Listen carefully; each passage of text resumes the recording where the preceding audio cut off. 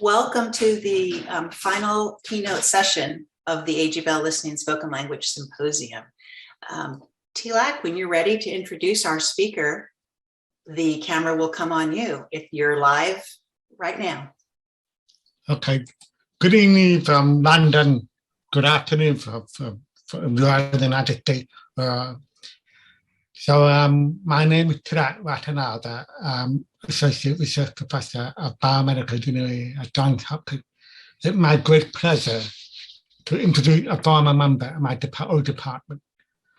Dr. Susan Emmett obtained her MD degree from Duke University, and then at Johns Hopkins, she did her residency in otolaryngology and neuro-otology fellowship. She continued on the otolaryngology faculty at Johns Hopkins, where she developed outstanding work on outreach in hearing healthcare. And then she moved to Duke University with my old friend, Dr. Francia. She's now at the University of Arkansas Medical School, where she associate professor of otolaryngology and public health, and also director of the Center for Hearing Health Equity.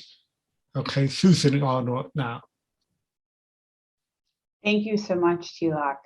Good morning, afternoon, and evening. I am so glad to be here with all of you today, and I welcome each of you to join me in dreaming big.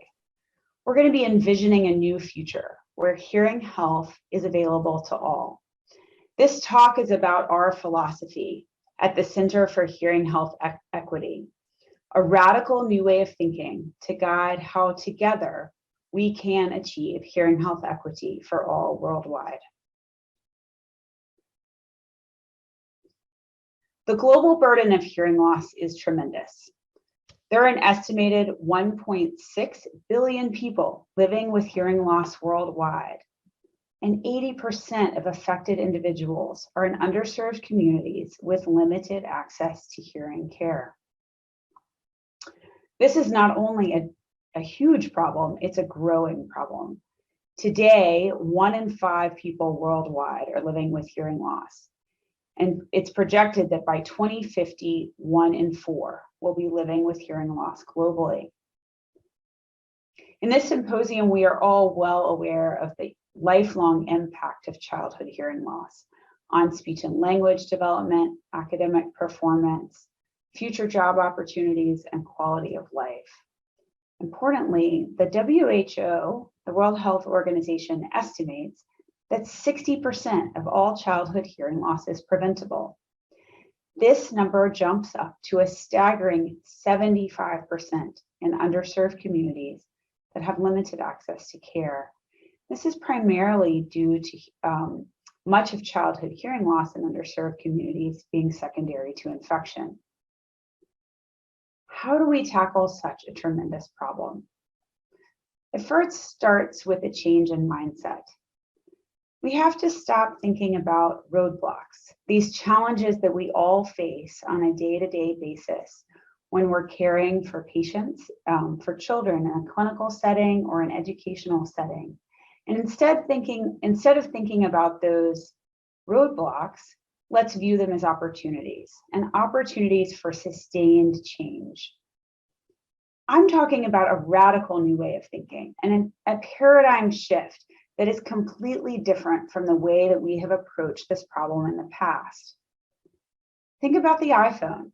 Today is actually the 15th anniversary of the introduction of the iPhone. Before this day, 15 years ago, when Steve Jobs stood on a stage and showed this small device to the world for the very first time, we lived in a world where smartphones were not a reality, wasn't even thought about. Now, an iPhone is considered indispensable. We want to be the iPhone of the future. Another example is electric cars. 20 years ago, electric cars were the thing of science fiction. Now they're a reality, and it is becoming so much a reality that this is likely our future for transportation on our planet.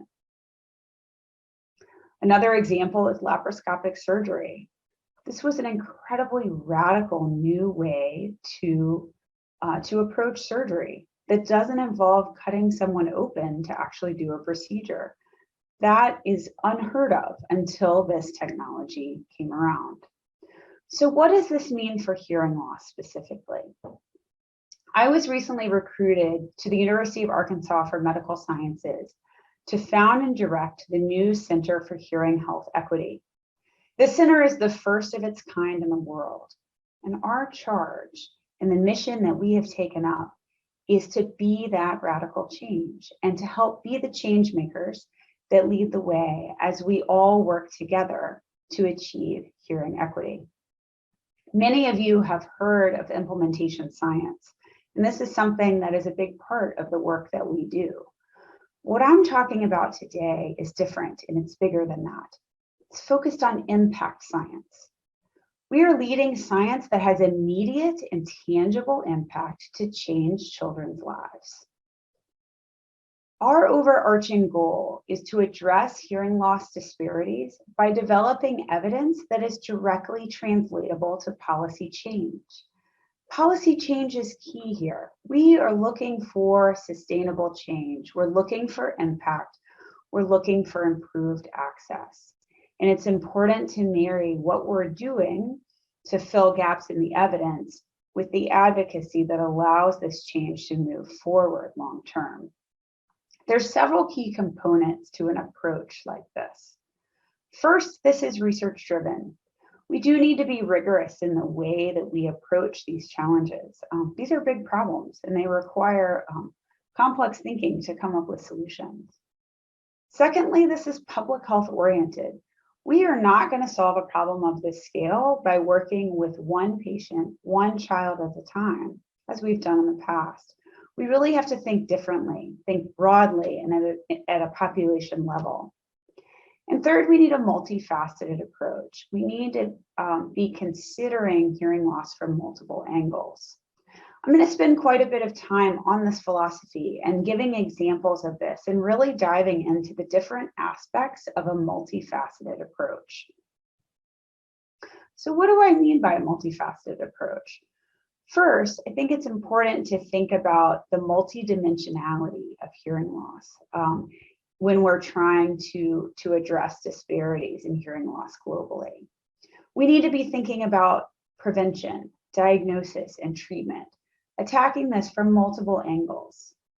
I'm going to spend a lot of time talking about collaboration because collaboration is key in how we tackle hearing loss disparities. It really undergirds everything that we do, as does technology. We have really exciting opportunities to leverage technological innovations that can really help to drive change. Mentorship is another key aspect of the approach.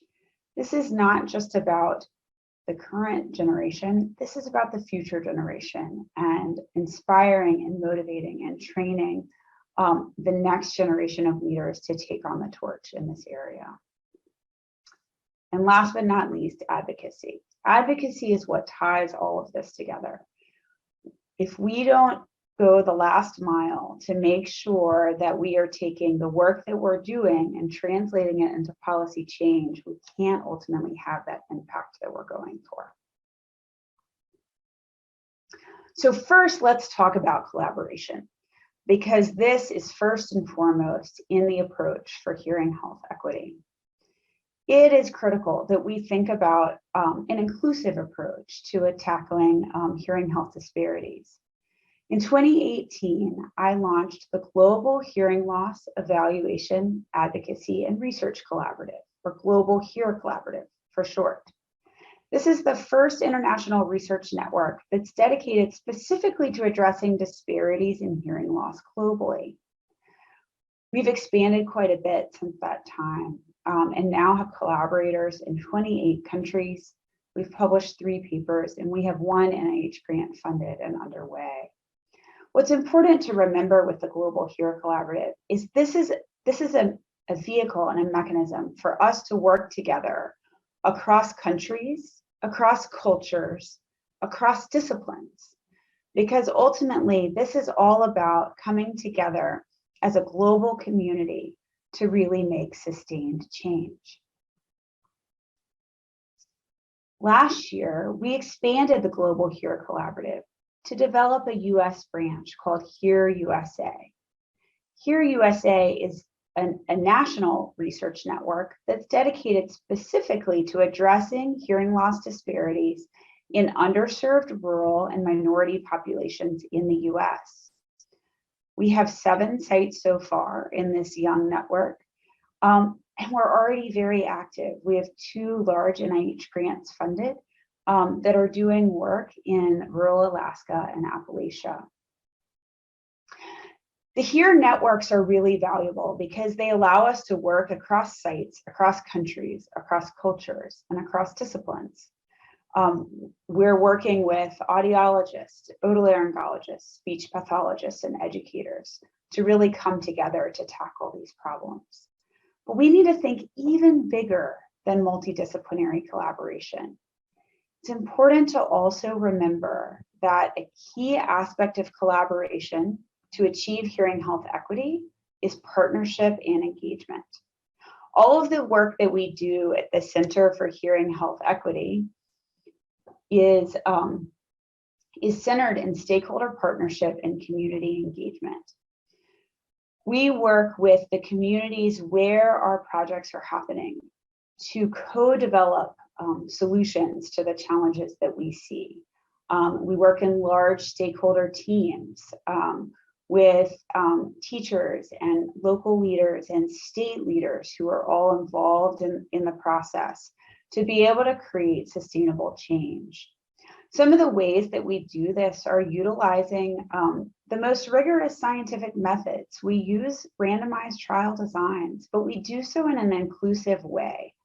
It typically involves mixed methods that allow us to have focus groups and semi-structured interviews where community members and stakeholder partners are involved in identifying those key research questions that we're asking, crafting the plan, and then evaluating how things are going as we run these large projects, and are also involved in disseminating results. We've also had some exciting work happening over the past several years in narrative and storytelling, giving community members who are participating in this work an opportunity to talk about the impact on their own lives, the experience of having hearing loss, and sharing that in a way that can help increase awareness of the challenges that we all face. So we've talked about collaboration. Let's now jump into some of examples about how to approach hearing loss disparities from the angle of prevention, diagnosis, and treatment. All of these examples are undergirded in technology. So I'll start first with innovations in diagnosis, and I'm going to focus specifically on innovations involving telemedicine and mobile health, or cell phone-based technology. To do this, let's take a journey. Let's take a step back from reality today, and let's all go together to rural Alaska. I took this picture on the shores of the Bering Sea at sunset when a whale vertebrae had just rolled up into shore. There are significant childhood hearing loss disparities in Alaska. Based on historical data, we believe that prevalence of childhood hearing loss is 6 to 9 times higher in rural Alaska than it is in the general US population. This is primarily because of a high prevalence of ear infections. Nearly 3/4 of the Alaskan population has experienced otitis media at some point in their lives, and this often starts as early as 1 month of age. There are significant barriers to care in Alaska. First and foremost are the sheer size of the state. The state of Alaska covers the same landmass as the entire eastern seaboard of the US, west to Tennessee. And physicians are not located where the patients are. Population density is the lowest of anywhere in the United States.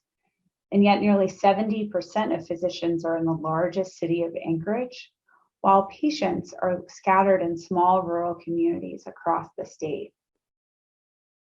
This is an example of one of those communities. This is the community of Teller, where I've traveled to several times for the work that I'm about to share. To make matters even more challenging, there are very few roads in Alaska. In fact, 75% of communities are not connected to a hospital by road. That means to travel, you have a few options. You could travel by dog sled. That's not the most efficient way to get around. Or you could travel by plane. And this is the most standard way that travel is conducted throughout rural Alaska. This is a picture of my team waiting on an icy runway as we were about to travel from one community to the next. To overcome these significant geographic barriers to care, the state of Alaska has already developed really important innovations in care delivery. The first of these is a hub and spoke model. There is a series of village health clinics scattered across the state of Alaska that are staffed by community health aides. Community health aides are similar to community health workers in a developing world setting, but they've gone through structured training to facilitate providing frontline care to their local community. These are communities that wouldn't otherwise have day-to-day access to physicians or nurses. Community health aides are supported by a network of regional hubs and a single tertiary care hospital in Anchorage. For the past 20 years, telemedicine has been the backbone of healthcare in rural Alaska. And telemedicine really allows community health aides and patients who are living in surrounding rural communities to be connected to specialists to support the care that is being provided locally. In our case, in our example, local village health clinics are connected to audiologists in the regional hub of Nome and otolaryngologists or ENT surgeons in Anchorage. This is what telemedicine looks like in Alaska. So this is a typical village health clinic, and this is one of my colleagues, Dr. Samantha Rogler, who's an audiologist, demonstrating telehealth. Typically, this portion would be done by a community health aide, where some basic testing is done, a history is taken, and all of that information is packaged up and sent to Anchorage to be read by specialists. A plan of care is developed, and that information is sent back to the local community clinic to then move forward with the care that's recommended. My colleagues in Alaska have done an incredible job validating that clinical decision-making via telemedicine is the same as in-person care. And as a result, telehealth has really become standard of care for providing ear and hearing care in rural Alaska. And this has become a very high volume system. We asked the question of what if we applied this really powerful clinical technology to preventive health services, such as school hearing screenings. School hearing screening is mandated in the state of Alaska, and we know that hearing screening in the school setting is really important for identifying children with undiagnosed hearing loss, particularly those who've developed hearing loss because of infection-related reasons. There's a lot of challenges with this, though. We know in rural areas, access to specialty care is limited, which makes school-based screening that much more important because it can be the only source of preventative health care for rural children. Yet there's a lot of barriers to follow-up care after school screening. And so we asked the question, can telemedicine help overcome barriers to specialty care? We did this through a patient-centered outcomes research institute funded randomized trial. This was a cluster randomized trial in 15 communities in Northwest Alaska. It was the largest trial ever performed in this region of Alaska and included approximately 1,500 children. Stakeholder and community engagement were key parts of this endeavor. And this is going to be a theme throughout the talk today, is that our stakeholder partners and community members were involved from the very beginning in conceptualization of this study and the reason to do it to begin with which was to make sure that children who are identified in the school setting actually receive the care that they need. They were involved in study design, refining the protocol, and then contextualizing the findings, as well as implementation and dissemination of results. And we did this by involving doing focus groups and interviews leading into the trial, where community members were heavily involved in making key decisions about the study. We had a stakeholder team that was involved from beginning to end and conducted over 100 semi-structured interviews while the trial was happening and after it was over, to really understand impact and understand what we can do with this information and how we can translate it moving forward into sustained change. We had fabulous community partners for this endeavor. We partnered with a tribal health organization called the Norton Sound Health Corporation and the Bering Strait School District in rural Northwest Alaska. The community partners work closely with our stakeholder team and our scientific team to make all decisions regarding the conduct of this project. We had two key questions that we were asking. First, how do we best identify children with infection-related hearing loss? There are some school screening guidelines out there, but there are not many. And the evidence behind some of the recommendations is sparse. The reality is that school screening is done in a patchwork across the US. It's done in different ways in different schools, different regions, and different states. And in many parts of the world, school screening isn't done at all. We had an opportunity to try to understand how we should best identify children with hearing loss in an environment with a lot of ear infections that's very similar to what we see in underserved communities around the world. The second question we were tackling is, how do we address the longstanding problem of loss to follow-up? This problem is an issue with screening programs of all kinds and literally all over the world. This isn't an Alaska problem. This is a challenge with public health screening in general. Screening only works if we can first identify the right children who need care and then make sure they're connected to the healthcare system to receive the care that they need. And we know from many accounts that our stakeholders and community members have provided that there was a big disconnect. Even if we were identifying children at school, they weren't ever making it over to the healthcare system. So we weren't actually seeing change and seeing improvement in outcomes. So working with these communities and our community partners, we randomized our communities into two groups. One received a telemedicine specialty referral pathway, and the second received the standard primary care referral pathway.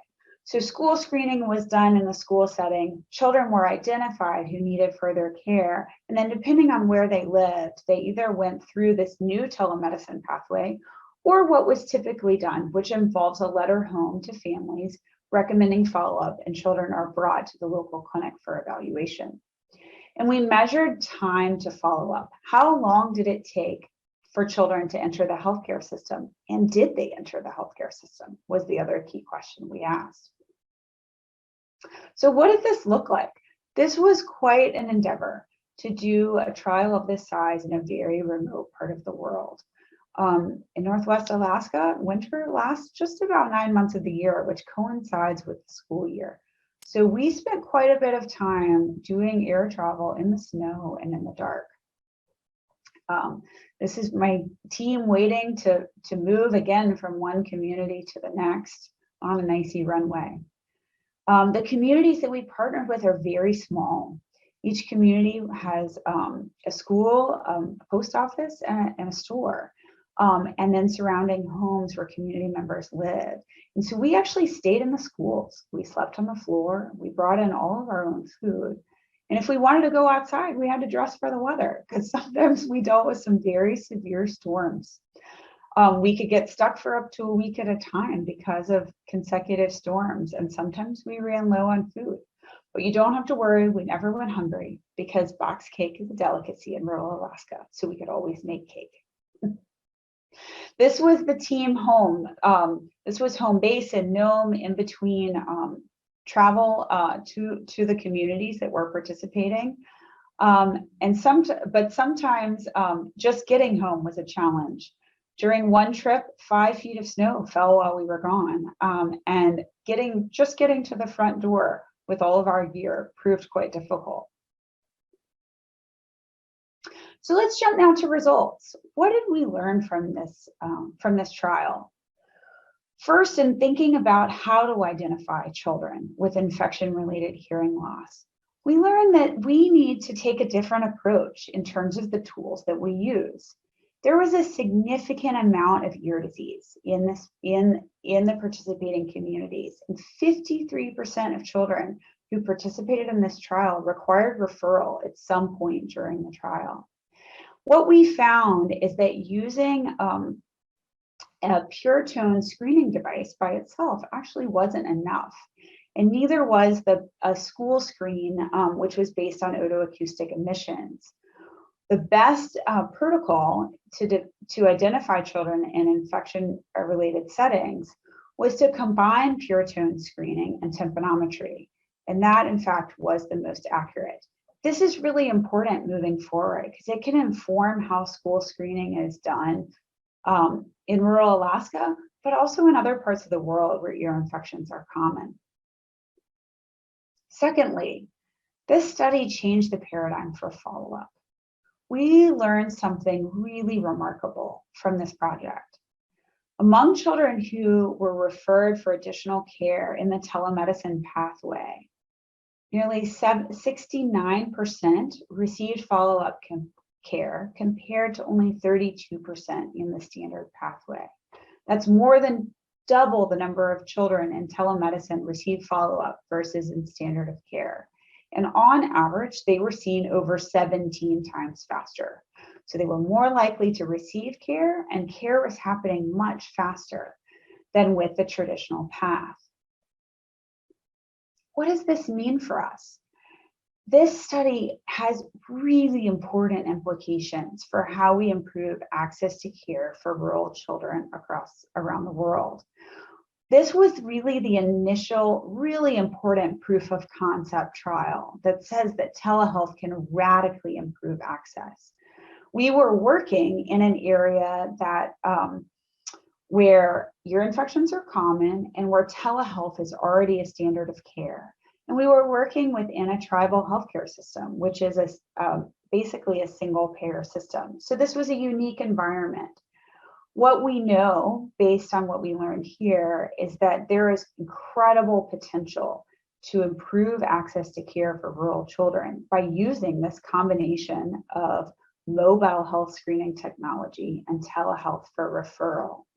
And I'll be talking a little bit about the next steps on what we're doing to translate that work from a tribal environment to more generalizable rural healthcare environments. Next steps in innovation and diagnosis. So the Hear and Norton Sound trial that we just talked about has spun off 3 really big new initiatives that are underway now. The first is a global Hear collaborative effort happening both in the US and South Africa. And the second 2, the North Star and Appalachian Star trials, are Hear USA efforts happening in Alaska and rural Kentucky. The mHealth Tympanometer project really came from us recognizing a need and a void in our communities.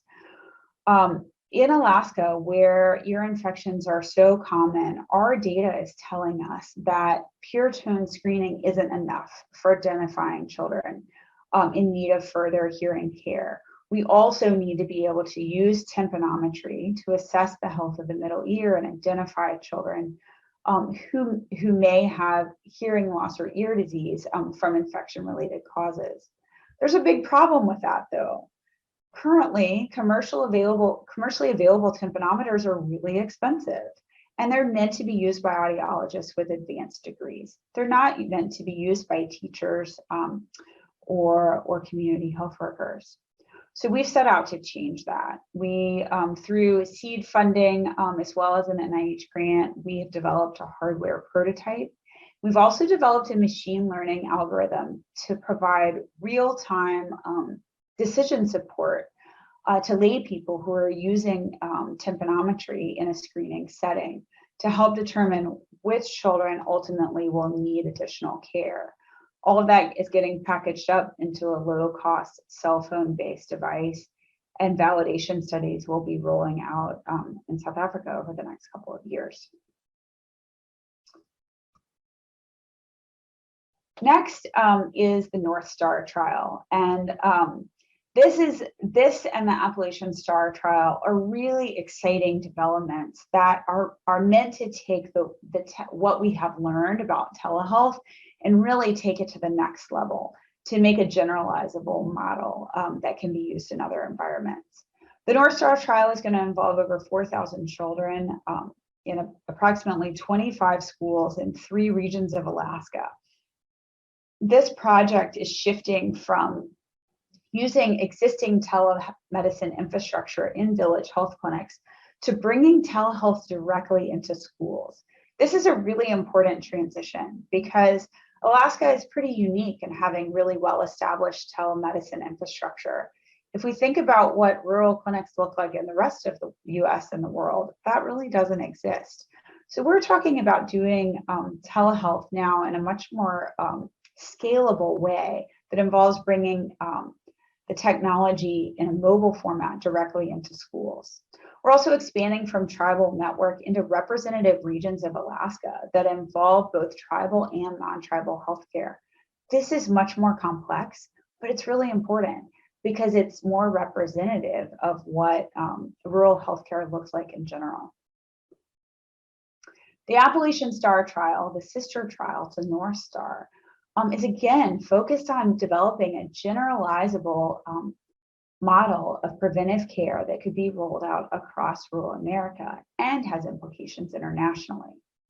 What we learned in Hearing Norton Sound is that the standard primary referral pathway really isn't working. Only 1/3 of children actually received follow-up after school screening. And those who did receive screening, it took a really long time. It took a median of 82 days. With our clinic-based telehealth referral pathway in Hearing Norton Sound, we were able to improve that to 69% receiving follow-up, and it happened much faster in a median of 16 days. But I'm not ready to stop there. That's not enough. 100% of children who are identified in the school setting should be able to receive the care that they need. And so we are developing school-based telehealth models that can provide direct access directly from teachers, school nurses, directly to specialists. We're all focused on hearing in this environment here and through AG Bell, but this has implications not just for hearing, but other preventable health disparities as well, such as vision loss and developmental disorders, behavioral health, and obesity. And the Appalachian Star trial is a large effort that involves over 14,000 children in 64 schools in rural Kentucky. Both North Star and Appalachian Star trials really follow the mantra that I was talking about before about stakeholder partnership and community engagement. These are large collaborative endeavors where we are working together with teachers and school leadership and state leadership to develop innovative models that last well beyond when a study team is involved. So we've touched on diagnosis. Let's now jump to some examples about prevention and treatment. New solutions for prevention. Why do we care about prevention? Well, this is actually very fundamental to our approach in achieving health equity. And the reason for that is because the WHO estimates that 75% of childhood hearing loss in underserved communities is preventable. But for us to first develop new strategies for prevention, we need to understand why hearing loss is so much more common in some parts of the world. What is it that's creating this? And then how do we address solutions that prevent hearing loss from ever happening in the first place? An example of this is work that we've done in Nepal on malnutrition and hearing loss. Several years ago, we conducted a 16-year follow-up study based on a randomized trial that had been done in rural Nepal, looking at early childhood nutrition interventions. And what we found in this follow-up study was that children who are below their expected BMI for age, weight for age, and height for age are more likely to develop hearing loss as young adults. You're probably asking why. Well, we actually think that there's multiple different factors involved. For children who were underweight or had low BMI for age, these were factors that are associated with increased risk of infection. And based on the way that hearing loss was presenting in young adults, we believe that this led to infection-related hearing loss in these kids. Stunting or low height for age is very different though. That's more of chronic undernutrition, which can disrupt the nervous system and can ultimately lead to sensorineural hearing loss. The bottom line, despite mechanisms, is that we have some compelling data based on this study and another vitamin A study as well, that addressing malnutrition can, in fetal development and all the way through early childhood, could prevent hearing loss from ever developing. In next steps for prevention, we have a cohort study going on right now in rural Alaska that's looking at multiple different factors that may be contributing to the high prevalence of childhood hearing loss in the state. What we're ultimately after is trying to understand what those modifiable risk factors are that can help us to ultimately reduce prevalence of hearing loss going forward. We're looking at a metabolism in a variant in fatty acid metabolism called the Arctic variant that increases children's susceptibility to infections of all kinds, including ear infections. We're also looking at nutritional risk factors, including omega-3 fatty acid levels, which we think have an interplay with this Arctic variant. We're looking at breastfeeding and environmental risk factors, such as lack of running water and exposure to wood-burning stoves and household crowding, to ultimately try to find some answers on how we can reduce prevalence of hearing loss moving forward. Let's now jump to expanding access for treatment. Everyone in this audience knows that we have really good evidence-based treatments for childhood hearing loss. The key, though, is we want the ripple effect. We want to know that what is available today is available broadly and is available to children no matter where they were born and where they're growing up. One of the key areas that we've worked on in this domain is looking at the cost effectiveness of cochlear implantation, specifically in low and middle income countries. Historically, there was a mindset that because cochlear implants are a very expensive technology, that they would only be available in high resource settings. The problem, though, is that the majority of hearing loss globally is not in high resource settings. It's in underserved communities around the world. So there's a disconnect there. And to break down those barriers, we have to look at all aspects of the decision of how to expand access to a certain treatment. And a very important aspect of that is, in fact, cost. We need to understand, is this technology cost effective in a low resource setting? Because that can help guide policymakers and ministries of health when important decisions are being made on what to incorporate into national health plans. The collaborators in the Global Hear Collaborative gathered together to do a series of analyses on CI cost effectiveness across sub-Saharan Africa, Latin America, and Asia. And what we learned from these analyses is that pediatric cochlear implantation can be cost effective, even in low resource settings. There's a lot of nuances to these arguments, but this is really important in terms of future change making and sustained policy change. So we've talked about collaboration, we've talked about prevention, diagnosis, and treatment, and the role that technology plays in all of that. Let's now touch on mentorship. This is a group effort that requires all hands on deck to be able to achieve hearing health equity. And training the next generation in addressing hearing health disparities is absolutely a part of this process we should all participate in. I've had the very good fortune of having the opportunity to mentor really talented individuals in their journey to address hearing health disparities in their own careers. My mentees have ranged from undergraduates to medical students to otolaryngology residents from a number of institutions who have been a part of really exciting contributions to date and are going to continue to move this field forward in the years to come. Last but not least is advocacy. This is really the anchor that pulls everything together, because at the end of the day, we are trying to create sustained change. We are working on impact. And for that to happen, we need to take the evidence that we're developing and convert that into changes in policy that actually produce impact on the ground moving forward.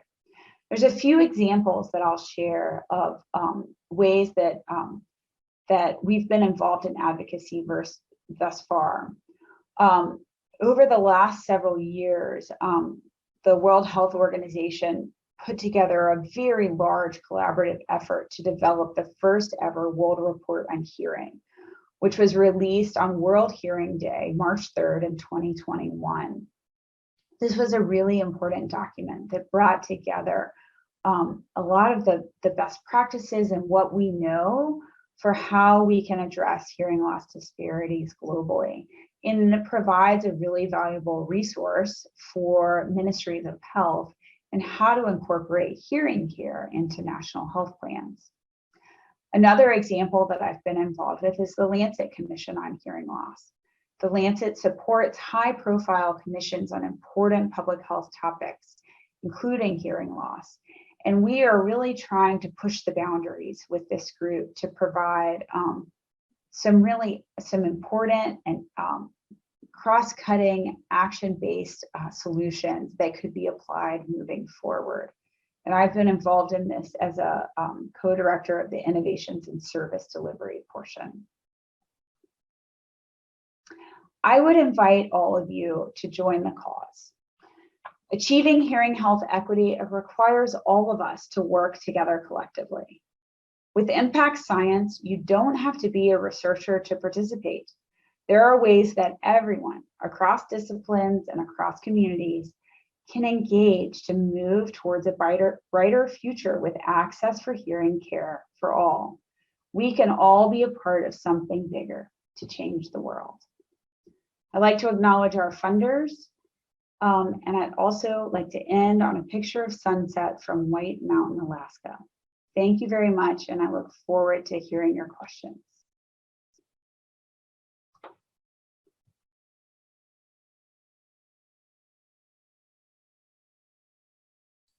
Thank you very much, Dr. Emmett. A wonderful talk. We have a few questions from the audience. I think I'm going to condense a couple, and then I have some questions in mind. The first question is, I'm curious to know how much in the indigenous community that you did, Indian tribe and other were involved as community members in your collaboration and the development program in Alaska, and how the tribal environment played a role. Absolutely. So the communities where we were working were very fundamentally involved in this work from the very beginning, through both as a part of the stakeholder team, also as a part of the community engagement that happened, as well as through a cultural council that we developed that helped guide a lot of the dissemination of the findings and sort of the whole process that we went through. So this was really about partnership. This was partnership with Alaska Native communities who were very intimately involved in the process. And I think it's a great example of how important stakeholder partnership and community engagement is. This was unique to Alaska because we had the opportunity to partner with Alaska Native communities, but that's true of wherever that we're working, whether it's with an Aboriginal population or other populations around the world. That engagement is really, really important. Thank you. There was a question about alternative media, but a very scientific question. So I'm going to paraphrase it a bit. Okay. What do you think might be the causes of it? Do you think that there may be increased prevalence of alternative media in Alaska because of things like cooking and that kind of stuff? And why not that? Why do you think that you talked about cookie, cookie in the Alaska, the people cook with carbon monoxide poisoning and that kind of stuff. What kind of environmental factor do you think might be unique to Alaska that causes the prevalence of alternative media? Yeah, I mean, it's an important unanswered question, and we have a cohort study going right now to answer that exact question. And we're looking at various environmental factors that have been associated with upper respiratory tract infections, such as lack of running water. We're looking at things like wood burning, stove smoke exposure, which has been seen in other environments, particularly in South Asia, as potentially being involved in other infectious related outcomes with children. So we're trying to pull together a lot of different sources to evaluate this problem, but ultimately right now we don't know. And so we're in the process of trying to understand that. Thank you. Let's see. So the question, we said that only a third of the children receive follow-up after screening. So with the pilot, the children receive direct telemedicine access to specialist care. Could you expand on this particular impact thing? If I read it correctly. So could you repeat that question one more time? Yeah. You said that about a third of the children receive follow-up after screening. Now with the pilot program, the children receive direct telemedicine access to specialist care. But could you expand on this particular impact of what benefit of the world? Sure. So we have there's been a fair amount written around the world about the challenges of follow-up after school health, public health screening programs, where even when children are identified at school, they often aren't connected to the healthcare system to get the care that they need. We now have data from this trial in Alaska that definitively shows that really is a challenge, where only a third of children going through the usual care pathways actually received follow-up. What was transformative here is that we introduced telehealth technology that was typically used for clinical care, but we used it for this preventive health screening, and that more than doubled the number of children that received follow-up. So it's an opportunity to leverage technology to vastly improve follow-up from screening. And it's a concept that, while we were working in a very unique tribal system, it's a concept that could be applied in other parts of the rural US and other parts of the world. So it's very exciting in terms of trying to improve that connection to care and access to care after screening programs. Yes, thank you. There are a couple of questions. I will combine those two. Could you, how is breastfeeding a nutritional risk factor? And could you expand on the role of breastfeeding as a risk factor? Yeah, well, so this is something that we're trying to understand better. I mean, we know that There's data that shows that breastfeeding can be involved with, or lack of breastfeeding can be involved in other infectious outcomes. And so it's something that we're studying in that cohort study in Alaska. But I think the area of nutrition in general is one that's really ripe for developing prevention methods. And an example that I didn't talk about in the talk, but I think is very compelling, is another nutrition study that came out of Nepal that looked at supplementing vitamin A in early childhood. And what we learned from a long follow-up of the children that participated in that trial is that among children that had ear infections in early childhood, if they received vitamin A supplements, they were 53% less likely to have hearing loss as young adults. And that's a pretty staggering number, particularly because vitamin A tablets cost 2 cents a piece. So given every 6 months, that's a 4-cent intervention that reduced the likelihood of hearing loss in young adults by 53%. And so these are some of the really powerful things that we can do as we partner in using a public health lens on trying to find new ways to prevent hearing loss from happening in the first place. Okay. There was a question in Spanish and somebody translated for me. Thank you for the presentation. Did you have any experience improving public policy to promote equity and access to hearing rehabilitation? Did that also relate to another question? You focus on the school-age hearing screening. Mm-hmm. So did you have anything on newborn hearing screening? And if so, how oral rehabilitation delivered? Sure. So I think I don't have personal experience with policy to expand access to oral rehabilitation and hearing rehabilitation, but I think there's a ton of potential here, and there's a lot that can be done. You know, I was giving examples that mostly involve school-age children, but a lot of the work that we're doing could be applied at the newborn level and could be applied to other areas, such as expanding access to rehabilitation. And I think the exciting thing is to think about how we can leverage technology, how telehealth can expand access, and how we can expand access to rehabilitation into people's homes even, in a way that's never been possible before because of what Steve Jobs did 15 years ago, which transformed our world and introduced smartphones, which are now in the hands of the vast majority of the global population. So I think there's really unique opportunities.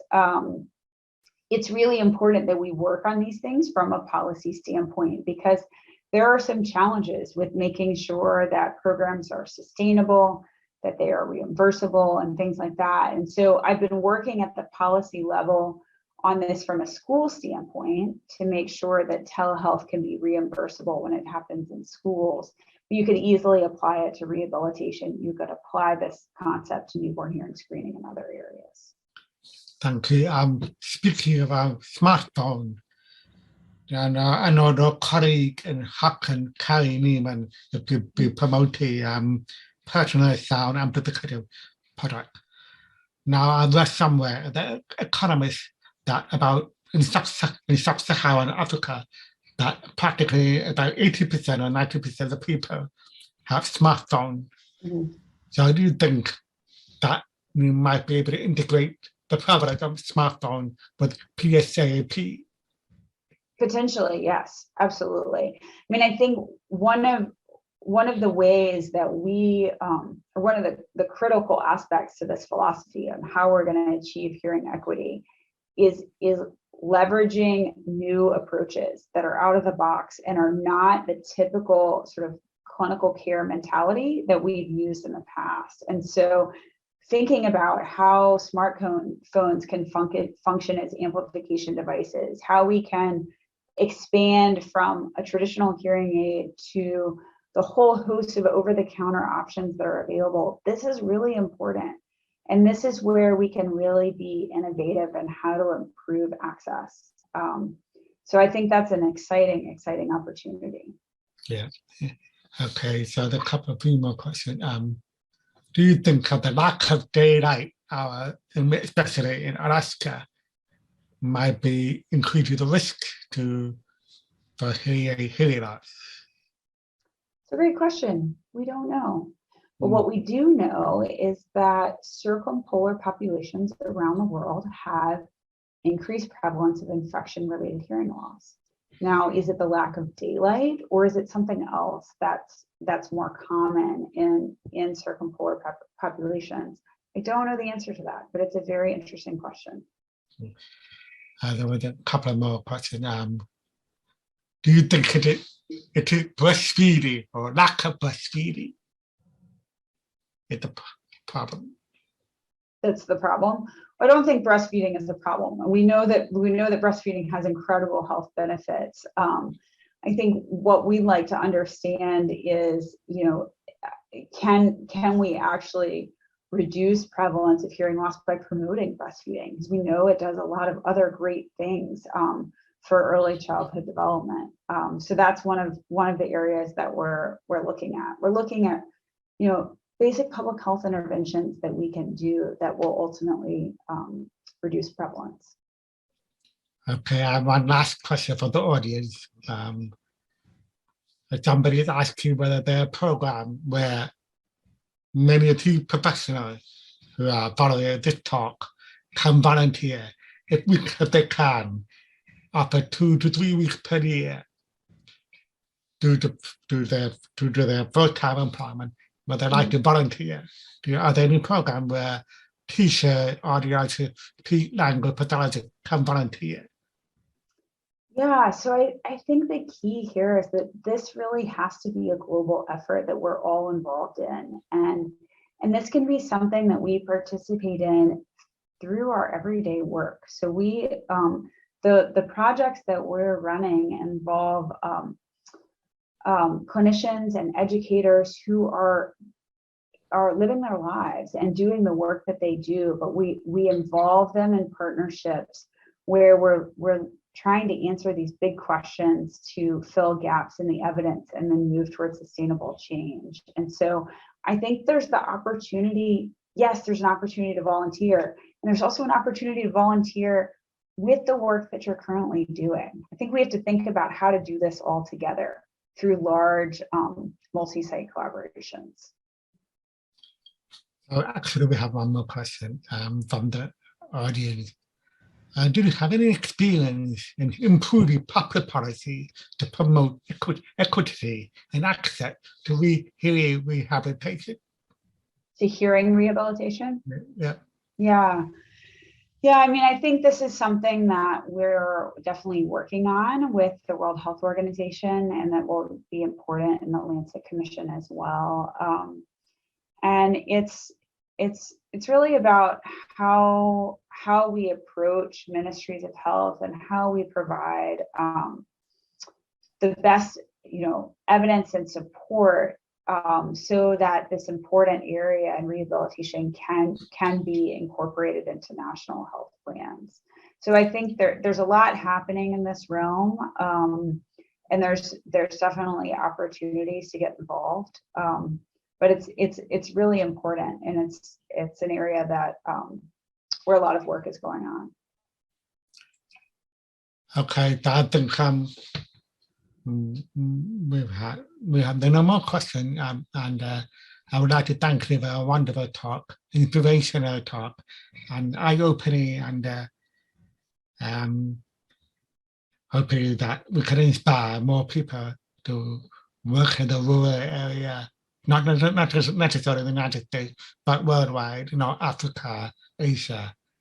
And I think telemedicine, I agree, technology is the way to address the problem of 75% of hearing loss in school-age children. Okay, so without any further ado, I think that's the end of the session. Thank you very much, Dr. Emmett. Thank you so much. Take care, everyone.